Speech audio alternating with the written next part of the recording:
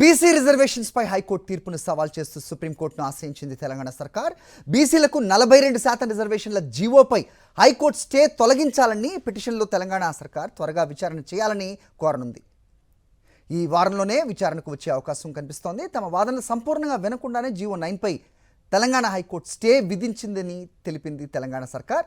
OBC సమగ్ర వివరాలను కూడా కుల సర్వే ద్వారా సేకరించామని, కమిషన్ అధ్యయనం తర్వాతే రిజర్వేషన్ల శాతాన్ని నిర్ణయించామని తెలిపింది ప్రభుత్వం.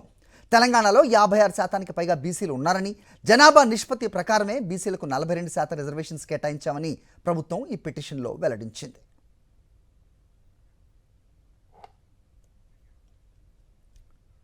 మరోవైపు ఇవాళ సుప్రీంకోర్టులో ఓటుకు నోటు కేసులో రేవంత్ రెడ్డి, సండ్ర వెంకట వీరయ్య పిటిషన్స్పై విచారణ జరగనుంది. ఈ కేసును అవినీతి నిరోధక చట్టం కింద కాకుండా ఎన్నికల చట్టాల కింద విచారణ చేయాలని కోరుతూ రేవంత్ రెడ్డి పిటిషన్ దాఖలు చేశారు. ఈ కేసులో తన పేరు తొలగించాలని సండ్ర వెంకట వీరయ్య పిటిషన్ ఇచ్చారు.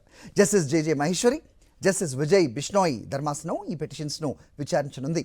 ఓటుకు కోట్లు మత్తయ్య కేసులో సుప్రీం తీర్పు కాపీలను ఇవ్వాలని గత విచారణలో ఆదేశించింది న్యాయస్థానం.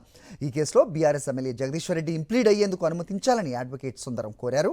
ఇంప్లీడ్ను అనుమతించవద్దని సుప్రీంకోర్టును కోరారు రేవంత్ రెడ్డి తరపు సీనియర్ న్యాయవాది సిద్ధార్థ్ లూత్రా.